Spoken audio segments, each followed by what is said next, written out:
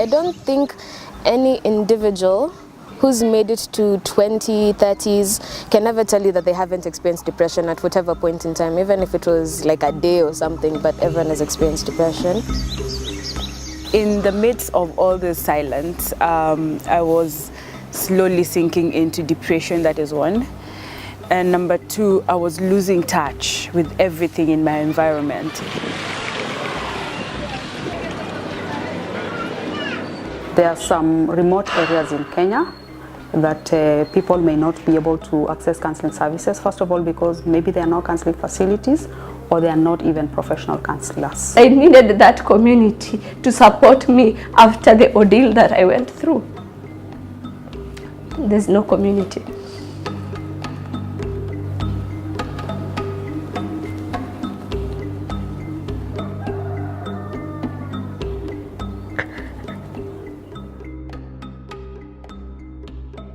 Mental illness is a topic that is rarely discussed openly in Kenya due to the stigma associated with it.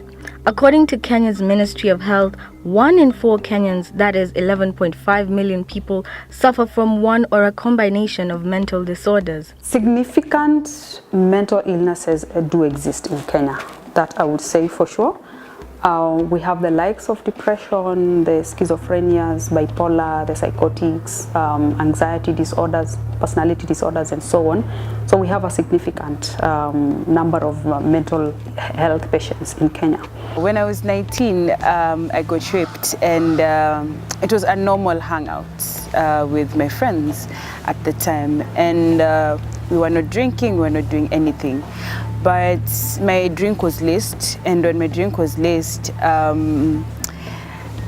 blacked out. So I woke up the following morning only to find myself lying in my own blood.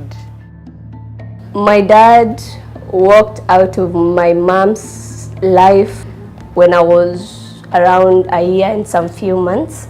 They divorced and my mom moved, so she moved with me, and it wasn't so easy for her, but I'm so happy and glad that she had the energy to take me. Untreated mental illness, especially depression, could result to suicide or suicide attempt. According to Kenya's Ministry of Health, 128 people commit suicide in Kenya, and approximately 142,560 people attempted suicide in 2016. Where I grew up, almost all mental health patients were on the markets. They were left by their family basically because they didn't know where to take them.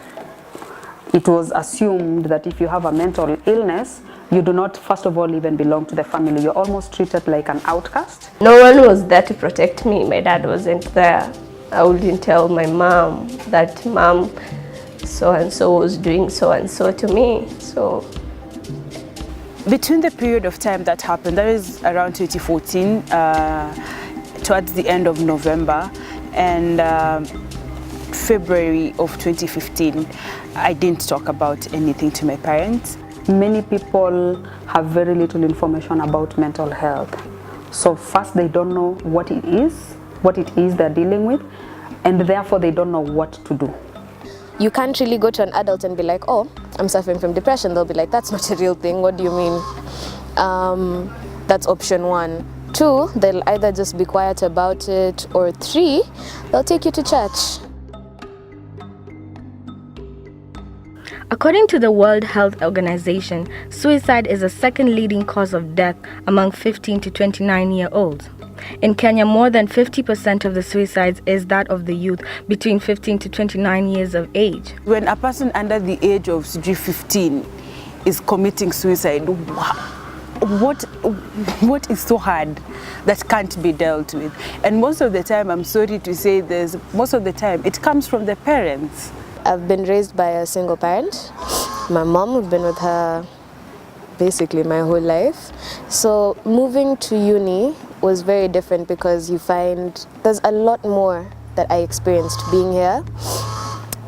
And at the point in time, let's just say, I was also afraid of the stigma of depression in itself. So there was no one I could really talk to when these things were happening.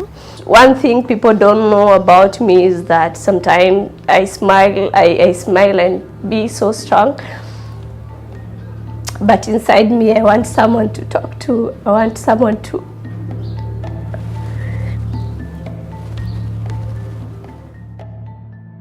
According to Kenya's Ministry of Health, there are less than 100 psychiatrists in Kenya. We must start talking about mental illness. This video is an attempt to get the discussion started. I think all of us have a role to play to, give the information, however little information we have, we can give to the few people that we have. The thing is, mental health can start something as simple as someone just going through a loss. Let people support guys going for counseling. I am a product of counseling, trust me. The past 4 years have not been easy. Make it readily available for people to access it. And if anything, it should be free so that I don't have to think about paying to just tell someone what I went through. I believe that people should be more sensitive to these issues because they're true, they happen day to day, and you might never know. You might be friends with someone for a few years and never even notice that this or this is wrong if you're not keen enough to pick up on the signs.